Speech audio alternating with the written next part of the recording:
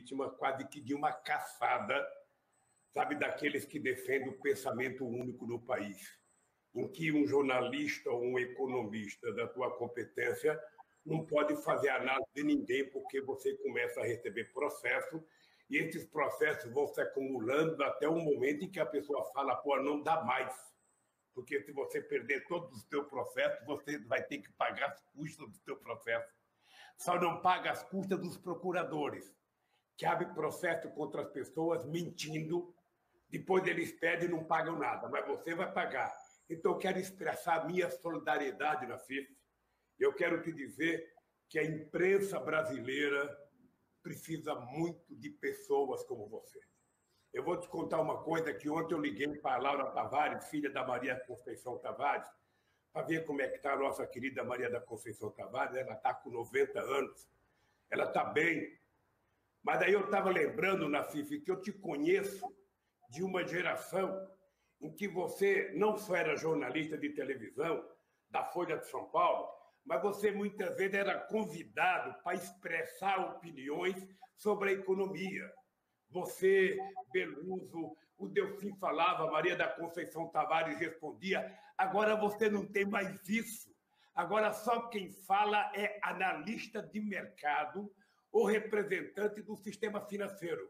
Não tem mais ninguém de oposição dando palpite sobre as coisas que o governo faz. É fantástico.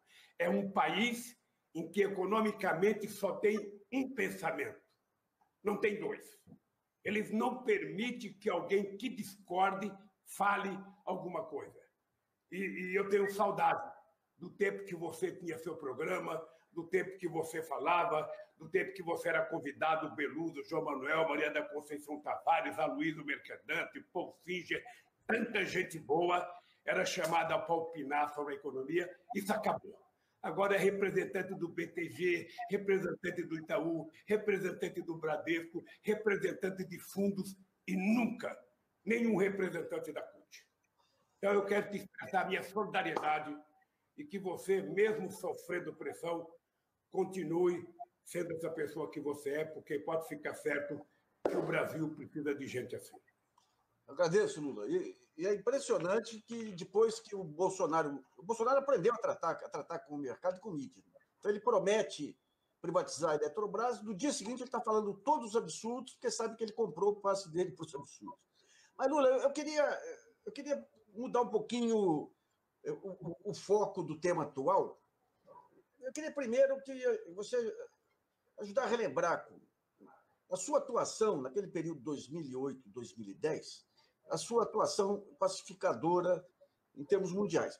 Chamou muita atenção o dia que você foi para o Oriente Médio, desfilou em Israel, desfilou depois em países árabes, ou na África. O que aconteceu naquele momento para o Brasil ter o tamanho que teve? E depois, quando você saiu do governo, eu soube que você foi convidado por centrais, os trabalhadores americanos para orientar lá, o próprio a social-democracia europeia via em você o grande fôlego assim para o renascimento da social-democracia, que ficou muito afetado também. Como é que foi aquele momento para você, como pessoa que saiu lá dos setores do Nordeste, de repente virar um personagem mundial? O que você sentiu que podia fazer naquele momento em termos mundiais? Nassif, antes de responder essa pergunta, eu queria também expressar minha solidariedade aos parentes de 251 mil pessoas que já morreram pelo Covid-19 e 1.582 pessoas que foram vítimas ontem.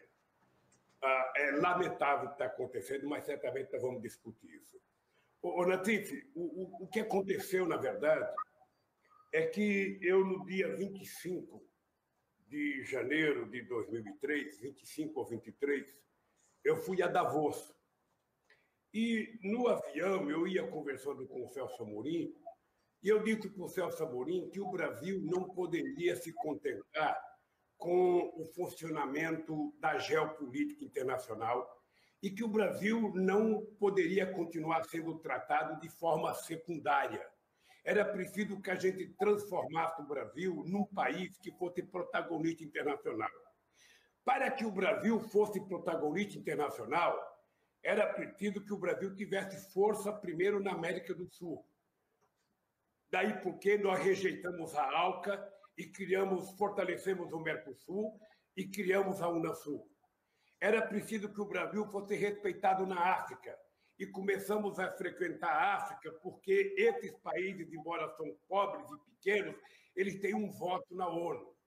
E era preciso que nós nos fizéssemos respeitar na União Europeia e junto à Rússia, junto à China. E começamos a trabalhar isso. Quando nós lançamos o programa Fome Zero, e depois em seguida o Bolsa Família, o que nós percebemos é que eu tive a sensibilidade de ter apoio de figuras importantes como Chirac, como Tony Blair, sabe? Como o primeiro-ministro da França, como o primeiro-ministro da Itália, primeiro o Schröder, depois a Angela Merkel, depois o Putin, depois o Medvedev, depois o Hu Jintao. Essa gente toda passou a me apoiar e o Brasil foi ficando referência. Só para você ter ideia, quando eu chegava no G20, os dirigentes sindicais viam na reunião do G20, a única pessoa que eles tinham que era igual a eles para falar por eles era eu. Então, eu recebi os documentos para falar na reunião do G20 sobre os problemas dos trabalhadores. E depois eu tive o apoio do companheiro Celso Amorim, que, num determinado momento, ele se transformou no mais importante chanceler em atividade no mundo. Eu conheci muitos e, certamente, o Celso era o melhor deles. E eu tinha o prazer de ir na Palestina e Israel. Eu tinha o prazer de fazer um discurso nas ruas da Palestina e tinha o prazer de, no mesmo dia, fazer um discurso no parlamento de Israel e ser respeitado. Porque só era contra a paz em Israel, sabe, o governo, porque o povo era favorável à paz em Israel, uma grande parcela do povo. E aí o Brasil começou a ser respeitado e nós começamos a fazer com que as coisas acontecessem no Brasil. O Brasil começou a acabar com a pobreza, o Brasil começou a crescer, o Brasil começou a se desenvolver, o Mercosul foi se fortalecendo, sabe? A nossa relação com a África foi crescendo, a nossa reunião com a União Europeia foi crescendo, sem que a gente baixasse a cabeça. A OCDE cansou de me convidar para o Brasil entrar ao CDE e nós não quisemos entrar. Nós não quisemos entrar porque achávamos que nós seríamos apenas a cereja, o enfeite. E nós queríamos entrar com poder de influência. Então, o Brasil cresceu porque o Brasil fazia as coisas certas. De repente, o Brasil já não devia mais a dívida externa, de repente, o Brasil estava emprestando dinheiro para o FMI, de repente, o nosso PIB estava crescendo. E nós provocamos muitas reuniões. Você veja o negócio, nós fizemos uma reunião, América do Sul, África, América do Sul, Oriente Médio, nós criamos o IBAS, nós criamos o BRICS, nós criamos a CELAC, ou seja, nós criamos um centro, um conjunto de instituições multilaterais que era para o Brasil se transformar, sabe, num país grande. A Rússia defendia o Brasil entrar no Conselho de Segurança, a França defendia, a Inglaterra defendia. Ou seja, por pouco a gente não entra no Conselho de Segurança da ONU. Eu lembro que o Sarkozy e o Medvedev queriam que eu fosse secretário-geral da ONU, e eu dizia para eles, olha, não pensem em indicar um político para ser secretário-geral da ONU. É melhor vocês indicarem um técnico, um burocrata, um cara competente, como foi o Kofi Annan, ou como poderia ser um Celso Amorim. Mas eu não poderia aceitar, porque imagina se os Estados Unidos resolvem indicar os seus ex-presidentes para a ONU, ou seja, eles poderiam ganhar quase todas. Então, eu acho, Nassif, que foi um momento de exaltação do povo brasileiro. Tudo isso que aconteceu comigo, eu devo à paciência e à generosidade do povo brasileiro, que foi compreendendo o que estava acontecendo no Brasil e foi compreendendo que o Brasil poderia se transformar num país respeitado. Quando Bush, dia 10 de dezembro de 2002, me convidou para que o Brasil integrasse um conjunto de países que fosse atacar o Iraque, eu disse para ele que eu não tinha nada contra o Iraque, que a guerra que eu queria fazer era contra a fome do povo brasileiro para vencer, O Saddam Hussein nunca tinha feito nada para mim. E eu não perdi nenhuma relação com o Bush. Sabe? Então, por quê? Porque as pessoas gostam de respeitar quem se respeita. E eu acho que pela formação que eu tive da minha mãe, eu gosto muito de respeitar as pessoas e gosto muito de ser respeitado. Eu respeitei todo mundo e fui respeitado por todo mundo. Eu sou muito agradecido, sabe, a generosidade de tanta gente que me ajudou e ajudou o Brasil a chegar a ser um país que o Brasil era imprescindível, quase que imprescindível. Por exemplo, nós criamos um grupo de amigos para garantir a democracia na Venezuela. Não era um grupo de amigos do Chávez, era um grupo de amigos da Venezuela, do povo da Venezuela. E nós indicamos os Estados Unidos. Nós indicamos o Aznar. O Chávez ficou puto porque a gente indicou os Estados Unidos, indicou o Aznar. E eu dizia para o Chávez, nós não estamos criando um grupo de amigos para você, Chávez. É um grupo de amigos para a democracia. E se não tiver os Estados Unidos e a Espanha, não tem quem conversa com a oposição. E nós precisamos conversar com a oposição, meu caro. É preciso que o Capriles sente na mesa. É preciso que os empresários sentem na mesa. Não é um negócio seu. Ou seja, e deu certo. Deu certo, participou até a Fundação Jimmy Carter, participou o ex-secretário de Estado dos Estados Unidos, Colin Powell. Sabe? Então, foi uma coisa extraordinária que aconteceu com o Brasil. É por isso que eu acho que houve o golpe. Porque os Estados Unidos não poderia aceitar o Brasil como protagonista, sabe, no território que ele acha que é dele, quando ele chama de América. Ô Lula, eu lembro na época, lá quando a gente conversava com pessoas aí ligadas à área diplomática sua, que você tinha uma grande impaciência com o Hugo Chávez e uma enorme simpatia pelo Evo Morales. De alguma maneira, vocês ajudavam aqui a manter o equilíbrio do continente com as coisas do Hugo Chávez? Era fantástico pelo seguinte, o Chávez era uma pessoa excepcional. Ô, Natif, se você conversasse com o Chávez, você ia saber o que era um encantador de serpentes. Era uma figura extremamente agradável. Extremamente agradável. Qual era o problema do Chávez? É que ele era um militar. Ele tinha uma visão do mundo político mais militar do que civil. Ou seja, então, eu vivia dizendo para o Chávez, você precisa trabalhar para não criar razão para os teus adversários. Você precisa tentar conversar com essas pessoas, você precisa conversar com o Uribe. Sabe? Eu dizia para o Bush, uma vez eu liguei para o Bush e falei para o Bush, você quer que o Chávez pare de fazer manifestação contra você? Ele falou, quero. Então manda a Condoleezza parar de escrever artigo contra o Chávez no Miami Herald. Sabe?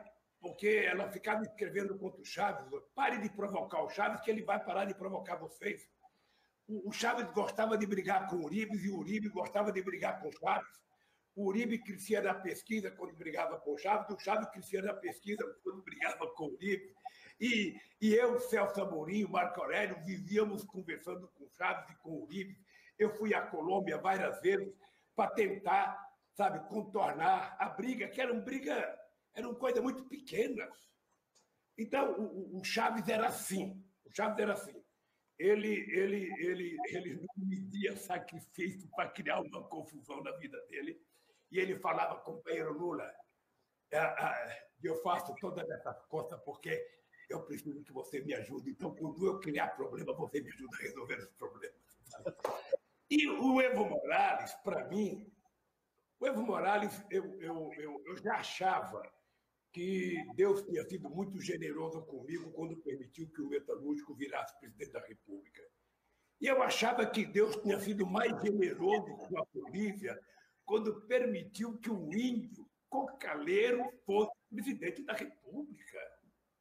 E qual é o milagre? É que tanto o metalúrgico deu certo, quanto o índio cocaleiro deu certo. O Evo Morales fez a maior política de inclusão social na Bolívia.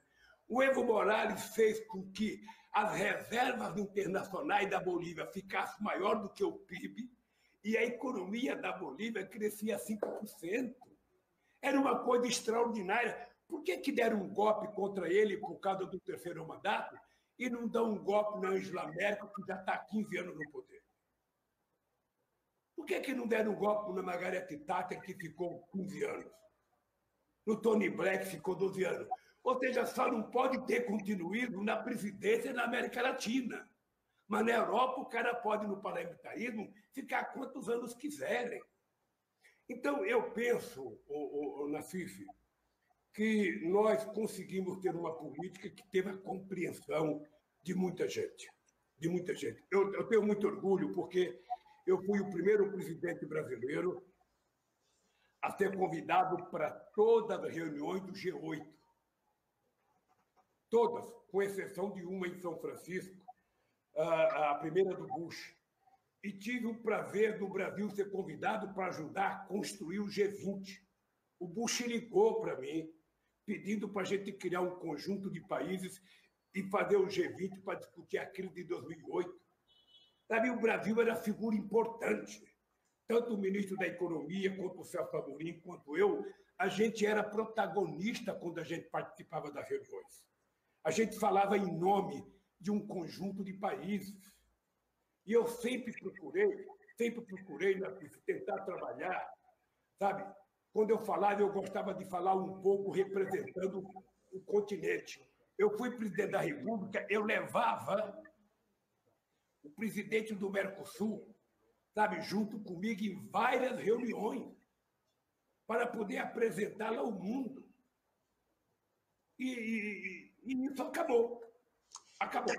Eu queria entender uma coisa aí. Por exemplo, na ocasião, eu tinha fontes que tinham acesso ao Departamento de Estado lá nos Estados Unidos, inclusive tomei um café aqui com o Otto Reich, aquele sujeito que tentou o golpe da Venezuela. E o que eles diziam era o seguinte: o Lula poderia ser o grande representante nosso aqui em toda a América do Sul, mas ele quer um voo autônomo.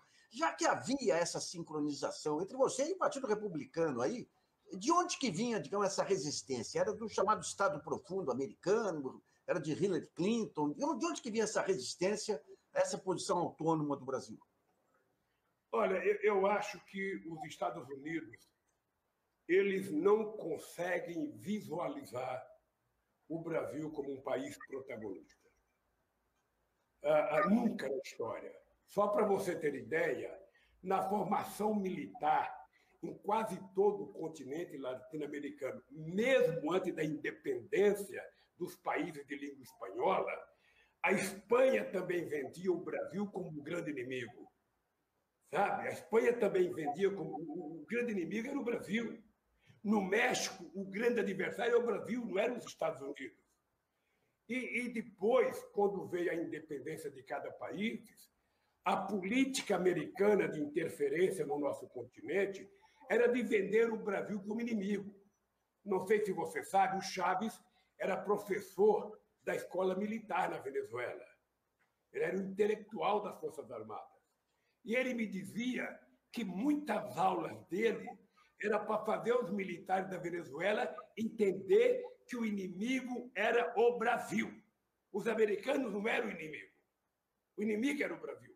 Então, ficava os países vizinhos nossos sem conversar conosco, porque nós éramos inimigos, e o Brasil, de forma medíocre, ficava sem conversar conosco, achando que se puxasse, sem conversar com a América do Sul, achando que se conversasse com os Estados Unidos, estava tudo resolvido.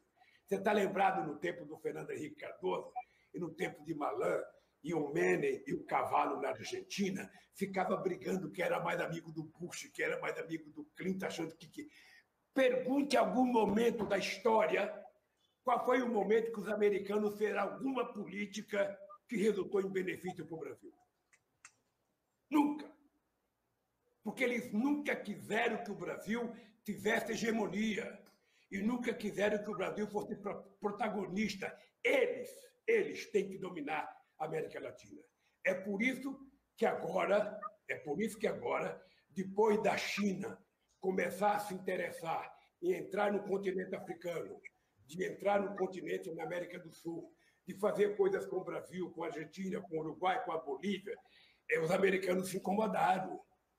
Nós vamos endurecer a parada aqui, tem que ter golpe no Brasil, tem que ter golpe no Equador, tem que ter golpe no Paraguai, tem que ter golpe na Argentina. Nós precisamos evitar que a China entre na famosa América. América que eles tratam como se fosse só eles. Eles tratam como se fosse só eles. A América para os americanos significa, sabe, América para os Estados Unidos. E o restante fica a periferia empobrecida, sem direito a vez, sem direito a voto, sem direito a voto e muitas coisas. Então, é por isso. E agora veja uma coisa engraçada. Uma coisa engraçada, que a experiência de vida. No período Bush, a nossa relação era mais favorável e era mais flexível do que com Obama. Por quê? Porque eu acho que os democratas têm um problema no comércio exterior, que eles são mais protecionistas, e acho que a Hillary Clinton não gostava da América Latina. Sabe, a prepotência mais intelectualizada americana, que não gostava da América Latina. Então, eu acho que isso dificulta muito. Você não sabe quantas vezes, Nafi, quando nós fizemos uma reunião em Trinidad e Tobago, o Obama me ligou mais de 10 vezes, achando que ia ter problema contra ele, pelo Chaves, pelo Daniel Ortega. E eu dizia, Obama, esse pessoal é civilizado, ninguém vai te atingir, ninguém vai te atacar. Mandou 2 comissões de deputados vir ao Brasil conversar comigo para ter certeza que ninguém ia falar mal dele. Tudo. Eu falei, Obama, não vai acontecer isso. Não vai acontecer, ninguém vai te agredir. Ou seja, ele chegou lá com um navio com mais de 1000 seguranças. Um absurdo. Aí fomos fazer uma reunião e o Chaves entregou para ele um livrinho chamado Veias Abertas da América Latina. Um livrinho porque é pequeno, mas é um puta de um livro em conteúdo. Ou seja, e o Chaves entregou para o Obama. Eu falei, Obama, pelo amor de Deus, está dada a situação. Convida o Chaves para ir conversar com você na Casa Branca. Ele vai na ONU, chama ele para conversar, estabelece uma conversa. Nunca chamou. Nunca chamou porque eles precisavam ter inimigos aqui. Eles precisavam construir um inimigo aqui. E o inimigo era o Chaves. E o interesse era o petróleo. E o mesmo aconteceu no Brasil depois do pré-sal. Então, eu acho o que fica de lição, Natif, no nosso período de governo, é que a hora que o Brasil tiver um presidente civilizado, a hora que o Brasil tiver um Ministério das Relações Exteriores inteligente e civilizado, o Brasil tem um espaço extraordinário no mundo para fazer política. O Brasil é muito respeitado em todo o continente africano. O Brasil é respeitado na América Latina. O Brasil é respeitado na Europa. Eu cansei de dizer para a Angela Merkel, na FIF, que a dificuldade de fazer o acordo entre América do Sul e União Europeia era que os europeus eles só querem flexibilizar para nós na questão de comida, de soja, de milho, e eles não permitem que a gente tenha flexibilidade na nossa política industrial. Ou seja, eles querem que a gente engula, sabe, a política industrial dele e a gente não vai se industrializar. Eu dizia, não, nós não queremos ser um país só de commodities. Sabe? Apesar que eu acho que a commodity não é tão pequena como a gente pensa, e quando a gente fala com desprezo em commodity, a gente tem que saber também a quantidade de tecnologia que tem nas commodities hoje. É importante que o Brasil seja grande nas commodities e é importante que o Brasil seja grande na industrialização.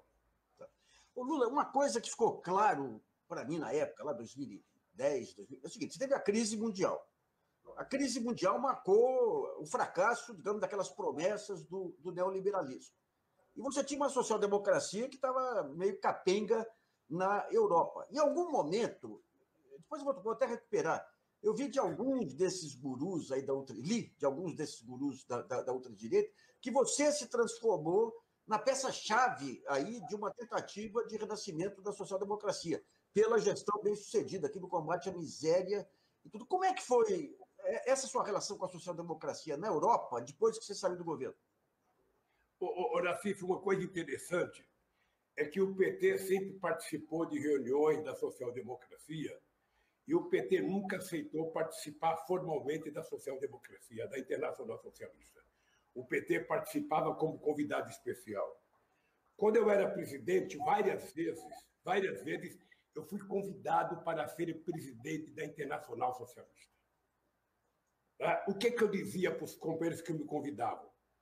Que a Internacional Socialista era uma coisa tipicamente europeia e que não cabia um latino-americano, sabe, sobretudo como eu, sabe, dirigir uma entidade que tinha cabeça, tronco e membro da cultura europeia.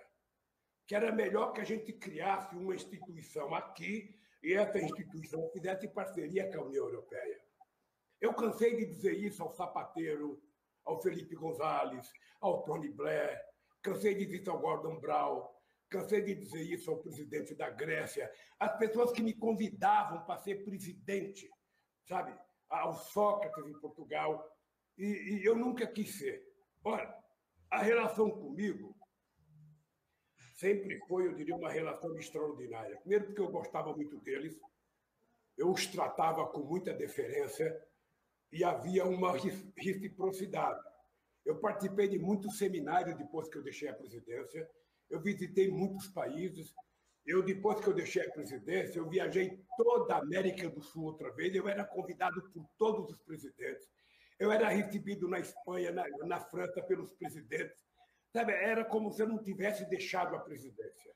Eu ia para a África, eu era recebido pelos presidentes, mas eu achava que não cabia o Lula, o Brasil ou o PT participar da Internacional Socialista como dirigente, porque é outra cultura, é outra experiência de vida, é no mínimo 100 anos de atraso. Ou seja, o que eles conquistaram na década de 40, a gente ainda não conquistou hoje no Brasil. Então, um discurso que não combina. Né? Então, eu não quis participar, mas eu tenho um profundo respeito. Acho que eles estão enfraquecidos, e eu tenho viajado e tenho dito para eles,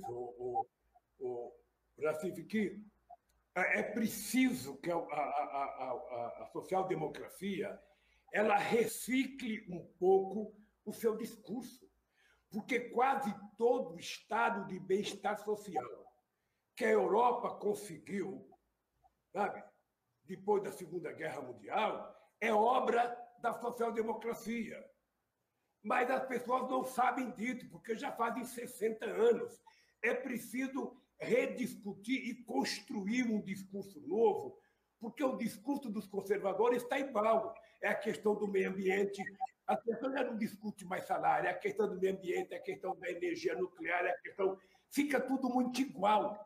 Eu tive agora, antes de março, antes do isolamento da Covid, eu tive com várias pessoas da social-democracia alemã, e eu dizia o seguinte, gente, vocês estão muito parecidos com a Angela Merkel.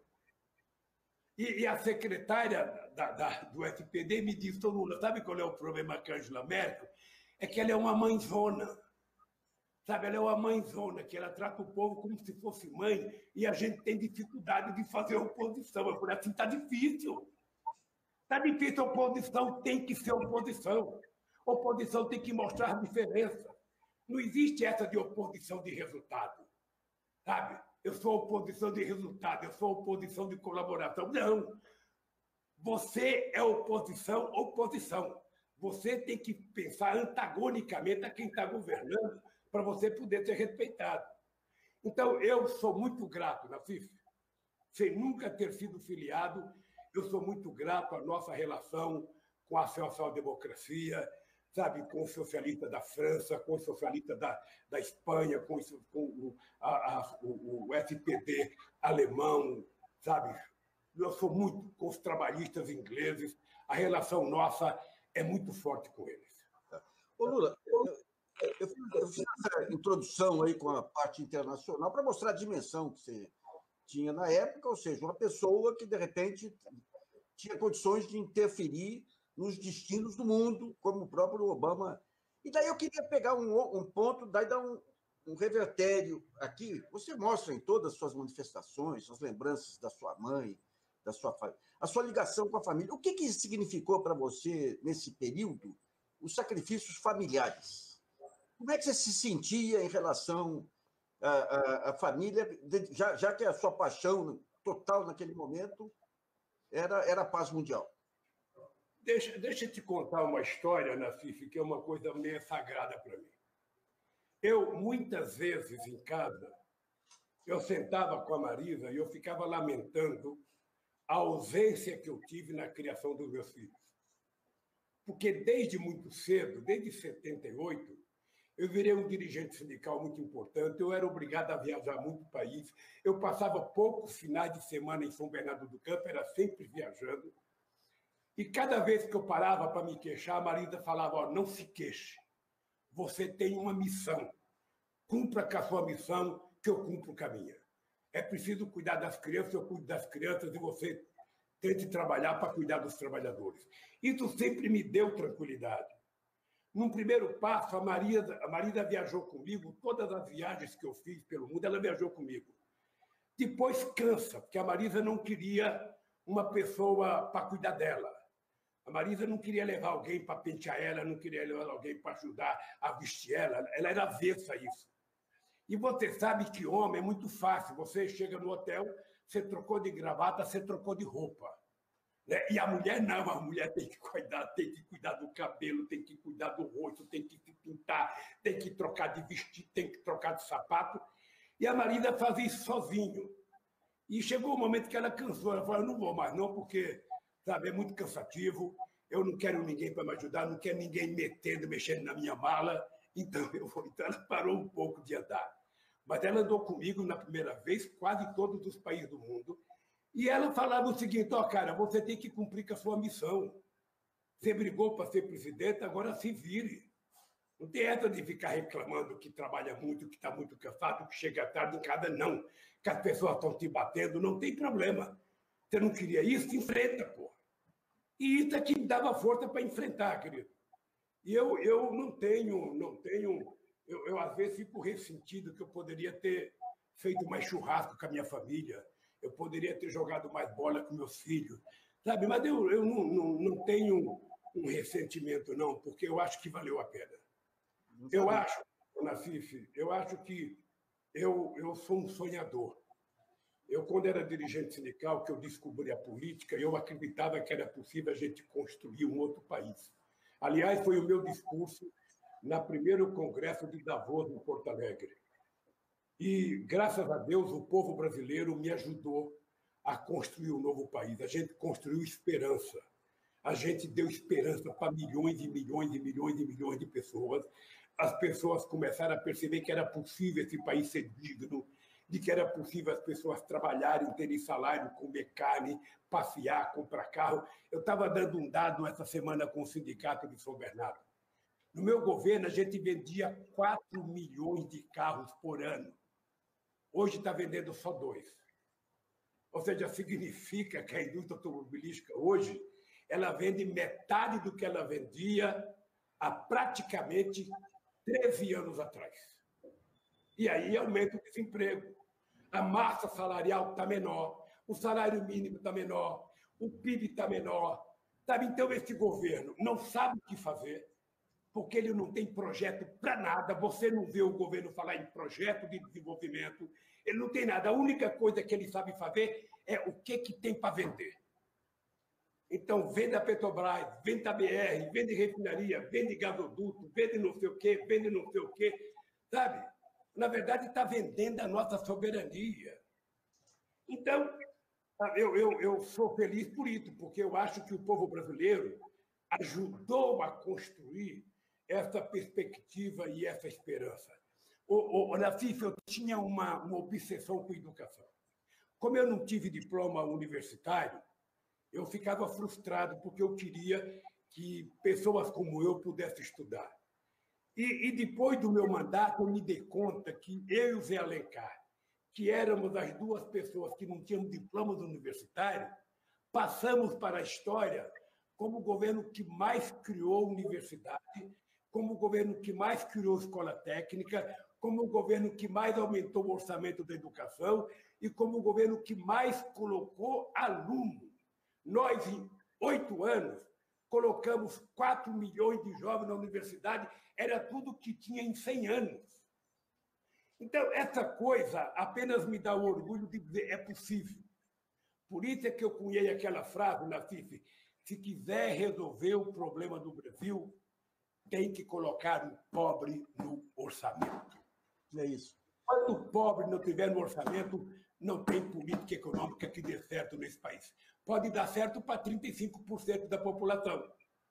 Aquele que quer viajar em avião vazio, aquele que não quer que o aeroporto se transforme numa rodovia, pode dar certo para aquele que não quer registrar sua empregada doméstica, que não quer pagar 10º salário, que não quer pagar férias, que é o que foi transformado no Brasil.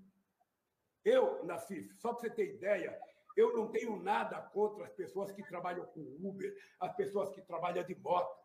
O que eu tenho tentado dizer para essas pessoas é que, se não tem emprego na fábrica que ele fez registrado com carteira profissional, ele precisa trabalhar naquilo que é possível.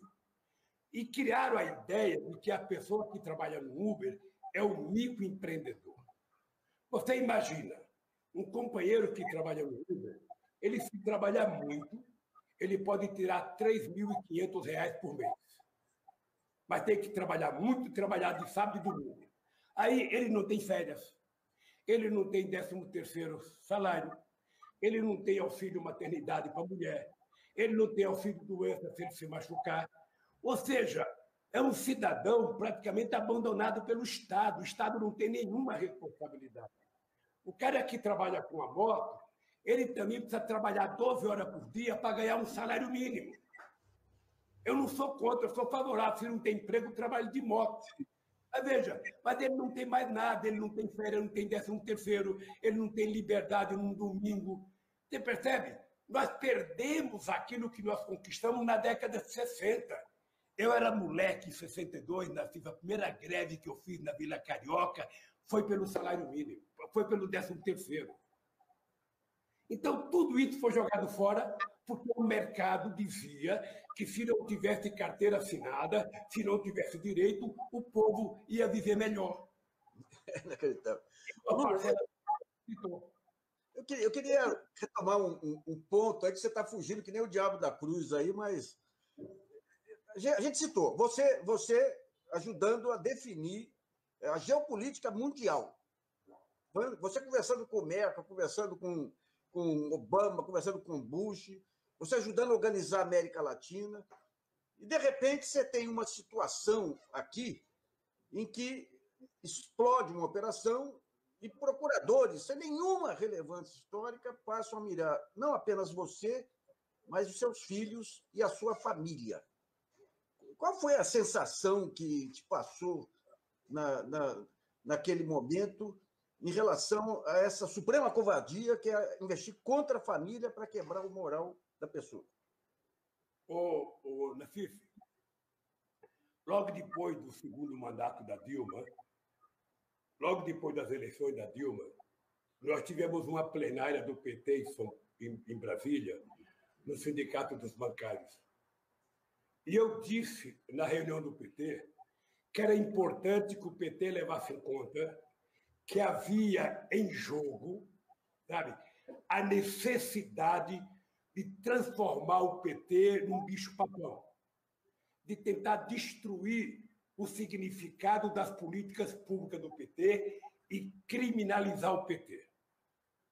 E eu tinha certeza, eu não sei se você acompanhou uma organização que parecia uma organização mafiosa chamada Milênio, sabe, que participava Roberto Tivita, que participava João Roberto Marinho, sabe, que juntava um grupo de jornalistas, iam fazer curso no exterior. Pela primeira vez na história do Brasil, os jornais que antigamente a manchete da primeira página era guardada em cofre como se fosse segredo de Estado, a capa de revista era guardada como se fosse segredo de Estado, ou seja, tudo era a mesma coisa, tudo. Às vezes os 4 jornais davam a mesma manchete, às vezes as 3 revistas davam a mesma capa, às vezes as televisões falavam, porque foi criada uma organização para tentar criminalizar a política. Ou seja, nós temos condições de criminalizar a política e, consequentemente, a gente varrer esse país da política. Olha, nisso surge o Ministério Público, surge a Polícia Federal e surge o Moro. Qual era a ideia do Moro naquele artigo chamado Manipulite? Qual era o artigo do Moro? É que eu não preciso de criminoso para poder punir, eu preciso da imprensa.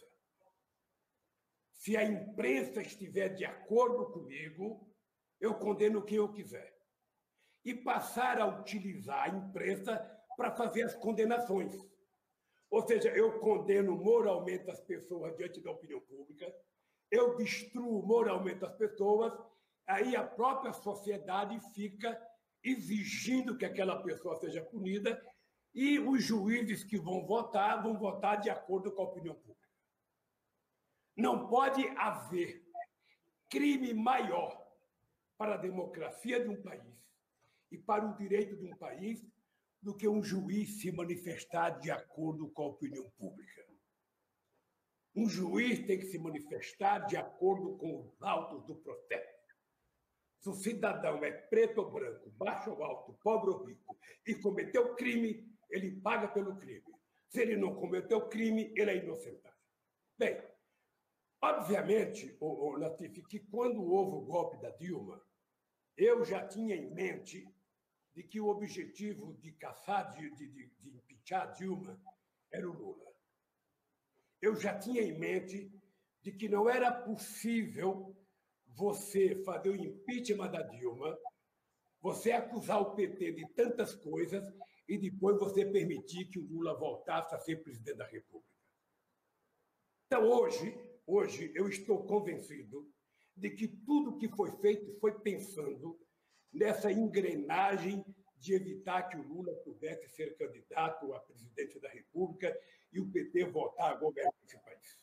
Eu tenho certeza disso. E tenho certeza que isso não foi pensado só aqui dentro. Isso foi pensado no Departamento, sabe, de Justiça dos Estados Unidos, foi pensado nos procuradores dos Estados Unidos, foi pensado junto com o procurador da Suíça.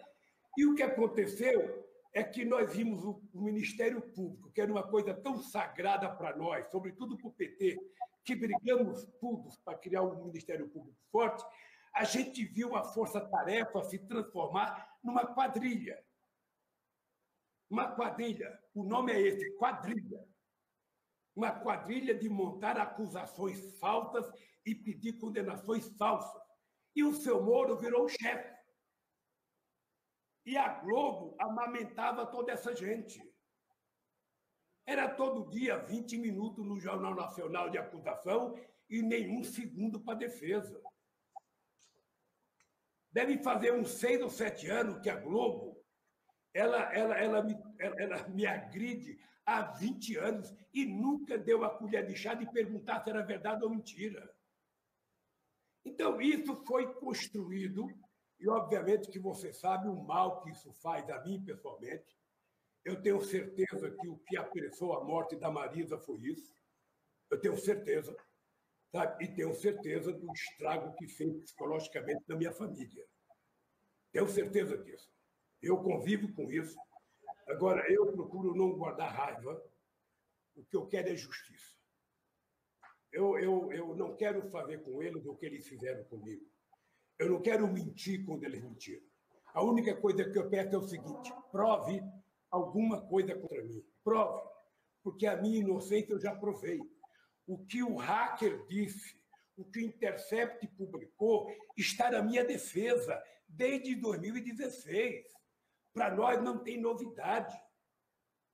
Para nós não tem novidade. O Cristiano e a Valesca têm feito um trabalho excepcional e não tem novidade. Ou seja, então eu fico só pedindo a Deus que alguém prove, porque se provar alguma coisa contra mim, eu ficarei desmoralizado. Então, qual é o problema que eu vivo hoje, Natif? Qual é o problema que eu vivo hoje? É que se contou tanta mentira a respeito da Lava Jato, se criou tantos deuses de barro na Lava Jato, que eles não têm coragem de desfazer. Sabe quando você conta uma grande mentira e repete essa mentira 1 milhão de vezes e depois você fala, pô, eu não posso contar a verdade. Eu vou dar um exemplo, o Obama, o Bush e o Iraque. Todo mundo sabia. O Bustani, que era o nosso embaixador e era o diretor da organização que cuidava de armas químicas na ONU, o Bustani dizia que não tinha armas químicas. Sabe? O Bush inventou que tinha armas químicas no Iraque, invadiu o Iraque, destruiu o país, enforcou Saddam Hussein. Faz 14 anos. E cadê as armas químicas que tinha o Iraque? Cadê? Não tinha.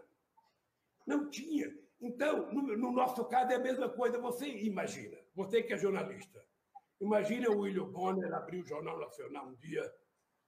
Boa noite. A Rede Globo de televisão queria pedir desculpas ao ex-presidente Lula, porque nós fomos induzidos a muitas mentiras pelo Ministério Público e pelo juiz Moro, e agora está provado que não é verdade. Vamos pedir desculpas. Você acha que ela vai fazer isso? Não vai fazer. Eu queria Porque pegar para pedir desculpa tem que ter grandeza. A palavra desculpa tem que ter grandeza. Daqui 50 anos ela vai fazer. Até agora, não pediu desculpa pela montagem do debate de 89 que o seu Alberico Cordeiro coordenou. Até agora. Vai demorar 100 anos, vai pedir desculpa. Então, a minha coisa é o seguinte, eu não tenho, sabe, isso prejudicou a minha vida, prejudicou, sabe, muito. É por isso que eu resolvi reagir, Nassif, porque tem dois tipos de cidadão nesse país.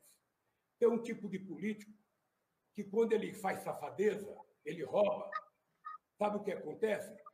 Começa a sair denúncia contra ele, ele fala, eu vou submergir. E desaparece. Como os tucanos. Os tucanos se esconderam tudo.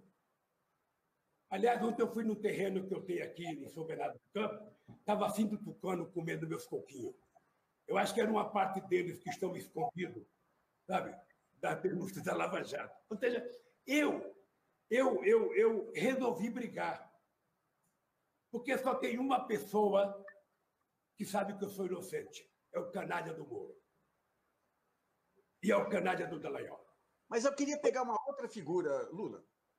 Quando teve aqui, acho que 2 eventos no Tuca aqui de apoio à reeleição da Dilma,